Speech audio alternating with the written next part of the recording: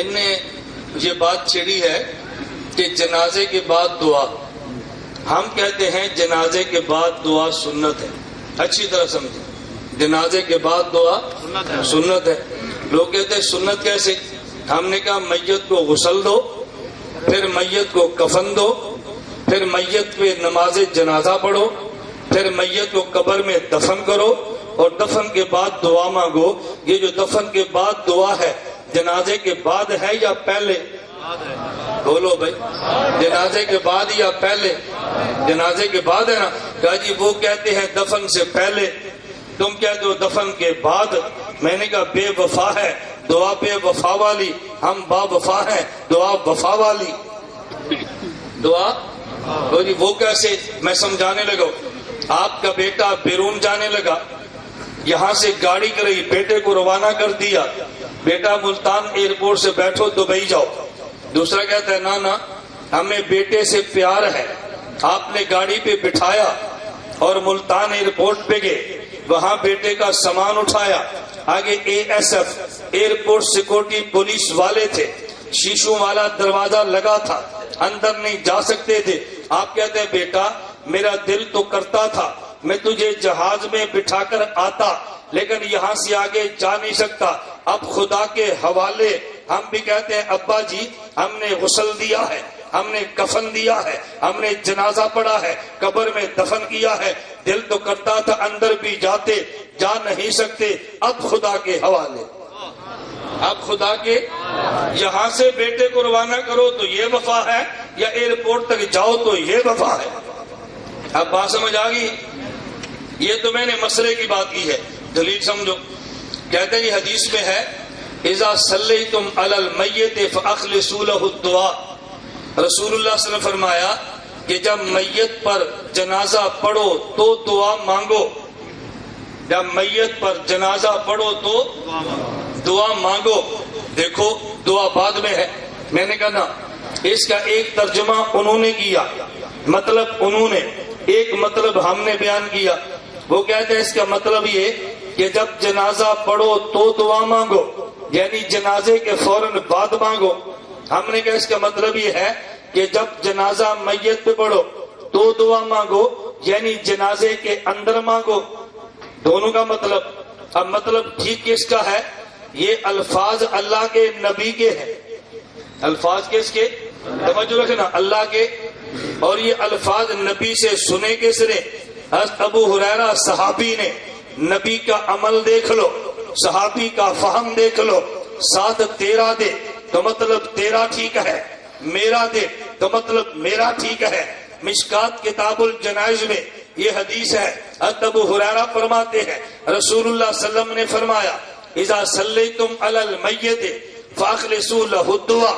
میت پہ جب جنازہ پڑھو تو دعا مانگو. اس کے فوراً بعد ابو ہریرہ حضور کا عمل لائے ہیں. پہلے حضور کا ارشاد لائے, پھر حضور کا عمل ہے. کہتے ہیں کان رسول اللہ اذا صلی علی المیت فقال اللہم اغفر لحینا ومیتنا. جب حضور میت پہ تو جنازہ پڑھتے تو دعا مانگتے اللہم اغفر لحینا. اگر اللہم اغفر لحینا جنازے کے بعد ہے تو بات تیری وجہ ہے, اگر جنازے کے اندر ہے تو بات ہماری وجہ ہے. نہیں سمجھ آئی؟ یہ کوئی مشکل بات تو نہیں ہے نا. اچھا ایک اور بات سمجھے, رسول اللہ صلی اللہ علیہ وسلم نے یہ نہیں فرمایا اذا صلیتم علی المیت فدعوا, یہ نہیں فرمایا اذا صلیتم علی المیت فاخلصوا له الدعاء. دونوں میں فرق کیا ہے؟ اگر یہ فرماتے کہ جب میت پہ نماز جنازہ پڑھو تو دعا مانگو, یہ نہیں فرمایا. فرمایا جب میت پہ جنازہ پڑھو تو اخلاص سے دعا مانگو. کیا فرمایا؟ اخلاص سے دعا مانگو. یہ کیوں بات فرمائی ہے؟ حضور سمجھانا چاہتے ہیں آدمی زندگی میں مروت کے کام لیتا ہے, کبھی برادری کے لیے چلتا ہے, کبھی تعلق کے لیے چلتا ہے, کبھی رکھ رکھاؤ کے لیے چلتا ہے. یہ میت تو سے ہمیشہ کے لیے دنیا سے جدا ہو رہی ہے. اب برادری کے لیے نہ جانا, رکھ رکھاؤ کے لیے نہ جانا. اب جو تو نے جنازے میں دعا مانگنی ہے یہ اخلاص کے ساتھ مانگنا. اخلاص کے, اس کی مثال دوں تمہیں بات سمجھ آئے. یہ آپ کا گھر ہے, ادھر آپ کا سکول ہے، درمیان میں سڑک گزرتی ہے، ماں اپنے بیٹے سے کہتی ہے بیٹا سڑک پہ رش ہے، جب سڑک سے گزرو تو خیال سے گزرنا، جب سڑک سے گزرو تو کیا مطلب؟ گزر جاؤ، خیال بعد میں کرنا، یہ معنی ہے؟ بتاؤ نا، جب سڑک سے گزرو تو خیال سے گزرنا، کیا معنی؟ گزرنا خیال اکٹھا ہو۔ فرمایا میت پہ جنازہ پڑھو اخلاص سے دعا مانگنا، یہ نہیں ہے کہ پہلے جنازہ بغیر اخلاص کے ہو اور دعا بعد میں اخلاص والی ہو۔ نبی نے فرمایا اب ریا کا خیال نہ کرنا، برادری کے لیے نہ پڑھنا، یہ آخری ملاقات ہے، اخلاص سے دعا مانگنا۔ تو جس طرح ماں بیٹے کو کہتی ہے گزرنا خیال اکٹھا ہوتا ہے، نبی نے فرمایا جو ماں سے زیادہ شفیق ہے تیرا جنازہ اور دعا اکٹھی ہونی چاہیے۔ حنفی نماز جنازہ میں جو دعا پڑھی جاتی ہے وہ حاضر میت کے لیے نہیں بلکہ دوسرے لوگ جو حاضر ہیں یا زندہ ہیں یا مر کے ان کے لیے ہے، میت کے لیے کچھ بھی نہیں مانگتا۔ کس قدر حماقت اور بیوقوفی ہے۔ ہم کہتے ہیں اللہم اغفر لحینا، آگے یہ پیچھے مردے کھڑے ہیں یا زندے کھڑے ہیں؟ اللہم اغفر لحینا ومیتنا، یہ میت کے لیے تو ہو رہی ہے، کہتا ہے میت کے لیے کچھ نہیں مانگتے۔ اور یہ ایک دعا ہے، دعائیں اور بھی ہیں حدیث مبارک میں، ہم اور دعائیں بھی مانگتے ہیں۔ عوام کو سمجھانے کے لیے ایک دعا یاد کرا دیتے ہیں، قرآن کی آیت وَإِذَا قُرِئَ الْقُرْآنُ کو حنفی لوگ امام کے بیچ سورۃ فاتحہ نہ پڑھنے پر فٹ کرتے ہیں کہ جب بھی قرآن پڑھا جائے تم خاموش رہو، توجہ سے سنو۔ حالانکہ یہ ان کی نماز کے آخری تشہد میں رب اجعلنی مقیم الصلاۃ والی آیت پڑھتے ہیں، وہ بھی امام کے پیچھے تو مخالفت خود کرتے ہیں، تو بات سمجھا نہیں ہے۔ مجھے بتاؤ قرآن پڑھنے کی جگہ قیام ہے یا سجدہ؟ بولتے جاؤ نا، قرآن پڑھنے کی جگہ قیام ہے یا رکوع ہے؟ بولتے جاؤ۔ قرآن پڑھنے کی جگہ قیام ہے یا تشہد؟ تو یہ جو تشہد میں پڑھا ہے یہ قرآن نہیں ہے، قرآن والی دعا ہے، قرآن نہیں ہے، قرآن والی دعا۔ اب سمجھو فرعون کا لفظ قرآن میں ہے یا نہیں ہے نا؟ اب فرعون کا لفظ قرآن میں ہے، فرعون قرآن سمجھ کے پڑھو 50 نیکیاں ہیں، کتنی ہیں؟ 50 نیکیاں ہیں، اور ہم روزانہ فرعون 10 بار بولتے ہیں لیکن قرآن سمجھ کے نہیں پڑھتے۔ یہ رب اجعلنی جو تشہد میں یہ دعا ہے قرآن، لیکن قرآن سمجھ کے نہیں پڑھتے بلکہ قرآن والی دعا سمجھ کے پڑھتے ہیں۔ قرآن سمجھ کے پڑھنا اور ہے، قرآن والی دعا مانگنا اور ہے۔ اور کو بات سمجھ آ گئی ہے؟ امام بخاری رحمۃ اللہ ران کو سطر شمار نہیں کرتے جبکہ حنفی لوگ تو ران کو سطر شمار کرتے ہیں۔ لعنت اللہ علی الکاذبین، کیسا جھوٹا آدمی ہے۔ امام بخاری نے باب قائم کیا ہے، باب ما یذکر فی الفخذ۔ پھر امام بخاری حضرت انس سے حدیث لائے ہیں الفخذ عورت، ران سطر ہے۔ امام بخاری کیا فرماتے ہیں؟ ران سطر ہے۔ جھوٹ کیوں بولتا ہے؟ اچھا آپ حیران ہو گئے، امام بخاری 2 حدیثیں لائے ہیں۔ پہلی حدیث لائے، امام بخاری 2 حدیثیں لائے۔ پہلی حدیث یہ لائے حضرت رسول اللہ صلی اللہ علیہ وسلم سفر میں ہے، 7 صحابی بھی جا رہے ہیں، انس بن مالک 7 صحابی ہیں، اور ان کا یہ گھٹنا حضور کے گھٹنے سے لگا، نبی پاک صلی اللہ علیہ وسلم کا ران کھلا۔ انس فرماتے ہیں جب میں نے دیکھنا شروع کیا حضور نے کچھ ران اور کھول لیا تاکہ مجھے ران کو دیکھ لے۔ اچھا اس کے بعد حضرت امام بخاری پہ دوسری حدیث لائے ہیں، اللہ کے نبی نے فرمایا الفخذ عورت، ران سطر ہے۔ اب بحث چل پڑی ہے، اس حدیث کو دیکھے تو سطر نہیں ہے، دوسری کو دیکھے تو سطر ہے۔ اب امام بخاری فرماتے ہیں کہ جس حدیث میں کہ ران سطر ہے، توجہ، امام بخاری کہتے ہیں عمل اس پہ کرنا ہے، اور جس پہ ہے کہ ران سطر نہیں ہے سند اس کی مضبوط ہے۔ امام بخاری کا فیصلہ کہتے ہیں حدیث انس اسند، سند اس کی کبھی ہے، عمل اس پہ کرنا ہے۔ بخاری ران کو سطر کہنے والی حدیث بھی لایا ہے اور امام بخاری فیصلہ بھی فرمایا، حدیث بھی لائے اور تیرے اصول کو تو توڑ کے رکھ دیا۔ تو کہتے ہیں سند مضبوط، عمل کہتے ہیں، بخاری کہتے ہیں سند اس کی مضبوط ہے، عمل اس پہ کرنا ہے۔ وہ نبی کی خصوصیت ہے، وہ کس کی؟ نبی پاک کی۔ امام بخاری نے باب باندھا ہے، باب البول قائما و قائدا، جب کے نیچے جو حدیث میں کھڑے ہو کر پیشاب کرنے کی حدیث تو لائے مگر بیٹھنے کی نہیں لائے، تو کیا امام بخاری کی فقہ یہ سمجھ ہے؟ ہم ہماری ایمان کا تقلید تو نہیں بن گئے، تو ہم امام بخاری کی بات مانیں گے تو امام بخاری کے مقلد بنیں گے نا؟ ہم تو امام حنیفہ کے مقلد ہیں جو امام بخاری کے استاد کا استاد ہے، امام بخاری کے استاد کا۔ تو نے بات پوتے کی مانی ہے، ہم نے بات دادے کی مانی ہے۔ تو نے مانی جو بات کا تھا، ہم نے مانی جو پہلے کا تھا۔ ہم سلفی ہوئے تو خلفی ہوا، ہم سلفی ہوئے تو خلفی ہوا۔ بخاری نے باب قائم کیا پیشاب کھڑے ہو کر کرنے کا، اور 4 حدیثیں لایا کہ پیشاب کھڑے ہو کر کرنا چاہیے۔ تو جب نبی کی سنت ہے تجھے چاہیے خود بھی کھڑے ہو کر عورتوں کو بھی کھڑے ہو کے کرا، کیونکہ نبی کے طریقے پر سب نے عمل کرنا ہے نا۔ ہم تو بیٹھ کے کرتے ہیں، کیوں؟ ترمذی میں حدیث بیٹھنے والی موجود ہے۔ تو جو بخاری سے دائیں بائیں نہیں جاتا، کہتا ہے جی بخاری میں نماز ایسے پڑھو جیسے حضور نے پڑھی ہے، تو میں نے کہا بول ایسے کرواؤ جیسے حضور نے فرمایا ہے، مرد بھی عورتیں سارے بھی۔ پھر ہم دیکھتے ہیں سجدے کیسے ہوتے ہیں۔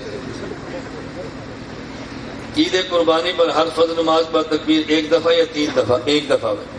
نماز جمعہ کی اذان 1 ہے یا 2 ہے؟ 2 ہے، اور امام بخاری نے نقل کی ہے، عثمان غنی رضی اللہ عنہ کا فیصلہ ہے، ان التعظیم الثانیہ یوم الجمعہ امر بھی عثمان ہی نکسر اہل المسجد۔ اگر عاشق کی نسبت اپنے معشوق سے ہو جائے تو اسے سکون قلب ملتا ہے۔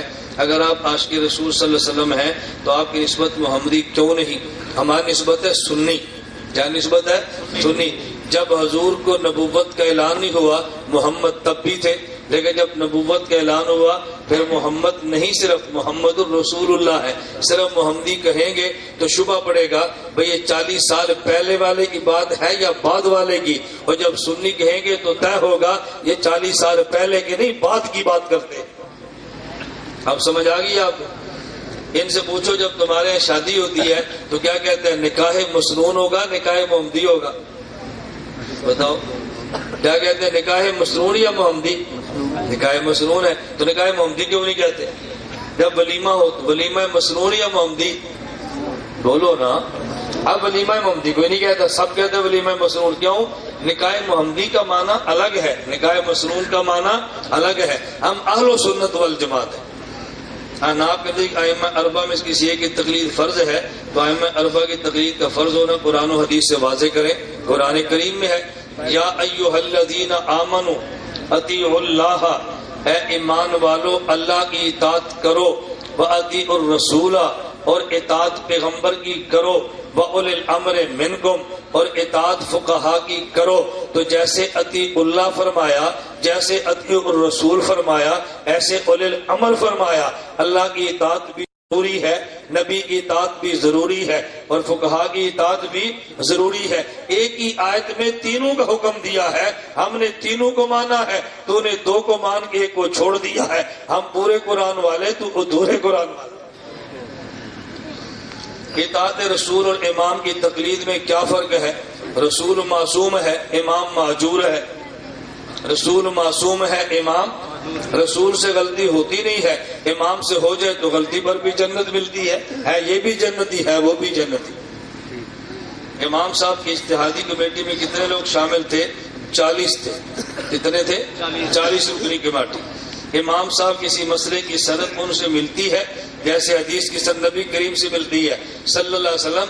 یہ دلیلیں نہیں، یہ دھوکے، اچھی طرح سمجھنا۔ مجھے غیر مقلد کہنے لگا اگر تم فقہ حنفی کے سارے مسئلے سند سے امام ابو حنیفہ سے ثابت کر دو ہم حنفی ہو جائیں گے۔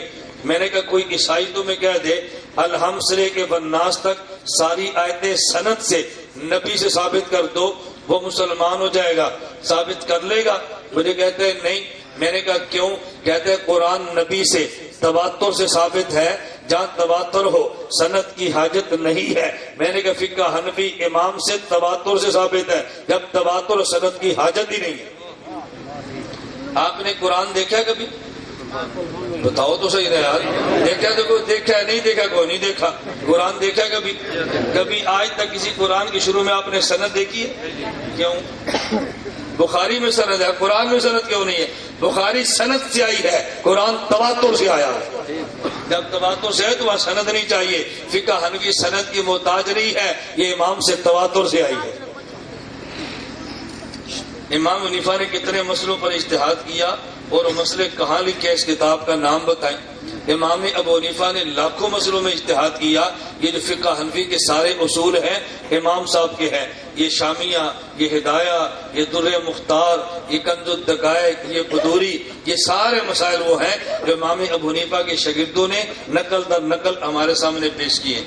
آپ تقلید نہ کرنے والوں کو کہتے ہیں کہ یہ تقلید نہیں کرتے، غیر مقلد ہیں۔ غیر مقلد تو تقلید نہیں کرتے، پھر کرتے کیا ہے؟ کہتے تقلید نہیں کرتے پھر کرتے کیا ہے؟ میں نے کہا پھر گمراہ ہیں، کبھی ادھر گرتے ہیں کبھی ادھر گرتے ہیں، کچھ بھی نہیں کرتے، تقلید نہیں کرتے، یہ گمراہ ہے۔ ایک آدمی جی کھاتا نہیں کرتا تو کیا کرتا ہے؟ وہ بھوکا رہتا ہے، اور اس نے کیا کرنا؟ صحابہ کرام اماموں سے زیادہ درجہ رکھتے ہیں، کسی صحابی کی تقلید نہ ہوئی پھر امام کی تقلید کیسے؟ بہت غلط، جاہل آدمی ہے۔ صحابی کی تقلید کیوں نہیں ہوئی؟ صحیح بخاری میں روایتیں موجود ہیں کہ صحابہ کی تقلید ہوئی ہے۔ حضرت ابو موسیٰ اشعری صحابی ہے، عبداللہ بن مسعود رضی اللہ عنہ صحابی ہے۔ ایک شخص نے حضرت ابو موسیٰ اشعری سے مسئلہ پوچھا، اس کے بعد عبداللہ بن مسعود سے پوچھا، عبداللہ بن مسعود کا مسئلہ ابو موسیٰ اشعری کو بتایا۔ ابو موسیٰ اشعری فرمان لگے لا تسألونی ما دام ھذا الحبر فیکم، جب تک یہ علم کا سمندر تمہارے پاس موجود ہے مجھ سے مسئلے نہ پوچھنا، ان سے پوچھنا۔ تقلید کیوں نہیں کی؟ نبی پاک صلی اللہ علیہ وسلم، بخاری میں روایت ہے، ایک عورت نے کہا یا رسول اللہ مسئلہ بتائیں، فرمایا کل آنا۔ اس نے کہا جی میں کل آؤں تو آپ نہ ہو، فرمایا علم تجدینی فاتی ابا بکر، جب میں نہ ہوں تو ابو بکر سے پوچھنا۔ اور تقلید کہتے کسے؟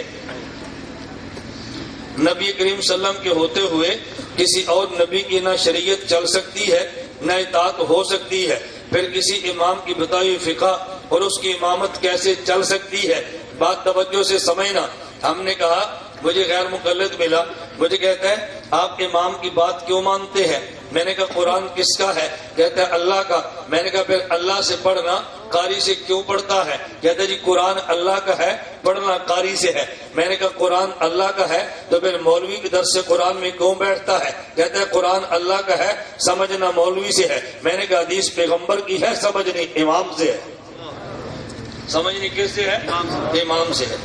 اہل حدیث کہتے ہیں نماز تو حضور صلی اللہ علیہ وسلم نے دی ہے، پھر اس کا نام نماز محمدی ہونا چاہیے۔ حنفی کیوں؟ توجہ رکھنا، اگر کوئی مولوی اہل حدیث تقریر کرے اور یہ کہے یہ حدیث بخاری کی ہے، آپ اسے فوراً کہو بخاری کی یا اللہ کے نبی کی؟ وہ کہے گا اللہ کے نبی کی۔ آپ نے کہنا بخاری کی کیوں کہتا ہے؟ اس نے کہنا حدیث نبی کی ہے، لکھی بخاری نے ہے۔ ہم کہتے ہیں نماز نبی کی ہے، لکھوائی ابو حنیفہ نے، اس لیے نماز حنفی کہتی ہے۔ رکوع میں جاتے وقت اور سر اٹھاتے وقت تیسری رکعت کے آخر میں رفع دین نہ کرنے کی حدیث بیان کرے۔ اور ایک ایسا تو جاہل آدمی ہے، نماز میں تم 10 مقام پہ کرتے ہو، 18 مقام پہ نہیں کرتے، ہم صرف شروع میں کرتے ہیں، باقی پوری نماز میں نہیں کرتے۔ ہماری توحید کیا ہے؟ ایک اللہ کو مانتے ہیں، باقی کسی خدا کو نہیں مانتے۔ فَاعْلَمْ أَنَّهُ لَا إِلَهَ إِلَّا اللَّهُ، ایک خدا کو مانا، بقیہ کو نہیں مانا۔ ہم شروع میں رفع دین کرتے ہیں، باقی پوری نماز میں کہیں بھی نہیں کرتے۔ حضرت عبداللہ بن مسعود نے فرمایا اللہ اخبرکم بصلاۃ رسول اللہ، میں تمہیں اللہ کے نبی کی نماز نہ دکھاؤں؟ عبداللہ بن مسعود کھڑے ہوئے، شروع میں رفع دین کیا، پھر پوری نماز میں کہیں بھی نہیں کیا، پھر پوری نماز میں کہیں بھی نہیں کیا۔ بخاری شریف میں رفع دین کرنے کی حدیث ہے، لیکن رفع دین نہ کرنے والی حدیث نہیں ہے۔ بخاری میں کھڑے ہو کر پیشاب کرنے والی حدیث ہے اور بیٹھ کر پیشاب کرنے والی کوئی حدیث نہیں ہے۔ پھر آپ پیشاب کھڑے ہو کر کیا کرو، کہتے ہیں نہیں ترمذی میں ہے نا بیٹھ کے کرنے کی۔ میں نے کہا ترمذی میں ہے نا رفع دین نہ کرنے کی؟ بخاری شریف میں وہی دیکھیں خود ہی لکھ دی ہے، کہتے ہیں بخاری شریف میں کھڑے ہو کر پیشاب کرنے کی حدیث ہے۔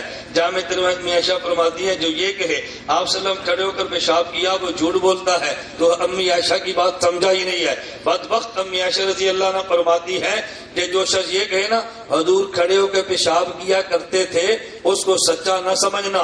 امام بخاری نے حضور کا فعل نقل کیا ہے، امی عائشہ عادت کی نفی کرتی ہے، یعنی ہمیشہ کھڑے ہو کر کرنے کا معمول نہیں تھا۔ امام بخاری ہمیشہ کی بات نہیں کرتے، انہوں نے کہا فرمایا ہے۔ امام امی عائشہ فرماتی ہے یہ نہ کہنا ہمیشہ کرتے تھے، امام بخاری بھی ٹھیک فرماتے ہیں، امی عائشہ بھی ٹھیک فرماتی ہے رضی اللہ عنہ۔ امام بخاری نے بخاری شریف میں جو باب باندھے ہیں کیا یہ ان کی فقہ کی تقلید کرنا کہلاتا ہے؟ تو پھر اہل حدیث سے مقلد ہوئے۔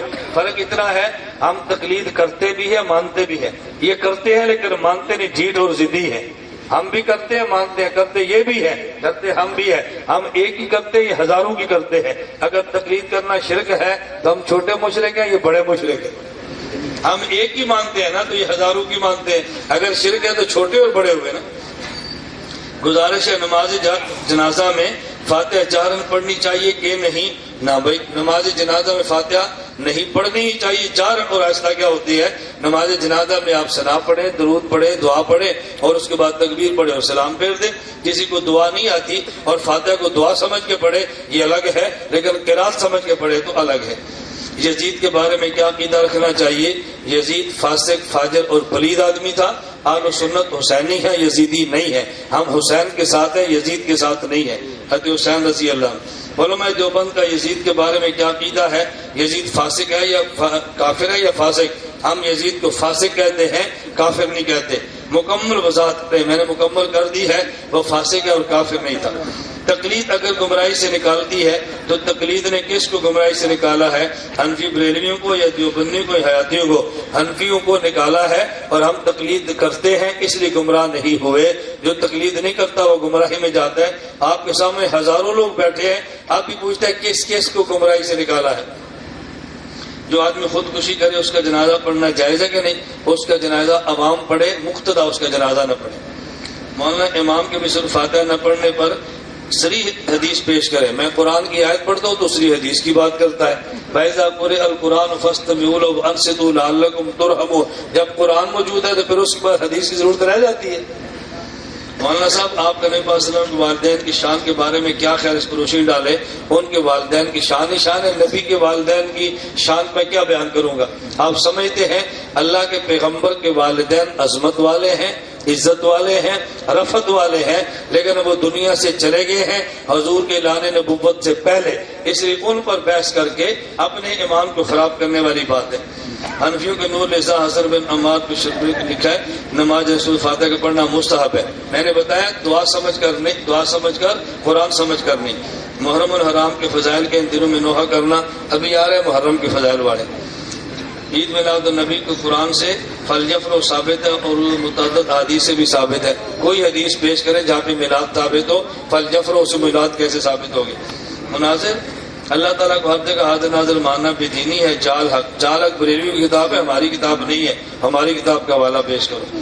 کیا دعا کرنا بعد جنازہ فخر سے دعا سے ثابت نہیں ہے؟ یہ تو میں نے بھی بتا دیا کہ اس سے دعا ثابت ہوتی ہی نہیں ہے۔ تھوڑا ذاکر نائک وغیرہ پر تفسیر فرمائے۔ تھوڑا اور تفسیر میں فرق ہوتا ہے، یا تھوڑا ہو یا تفسیر ہو، دونوں کو میں اکٹھا کیسے کروں؟